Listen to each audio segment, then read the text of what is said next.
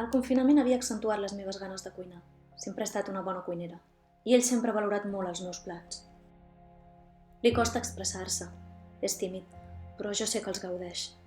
I això em fa feliç. Veure'l feliç. Compartir la meva felicitat amb ell. L'estimo amb bogeria.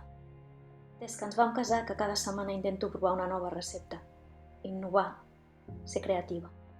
Sempre cuino tots els meus plats amb amor.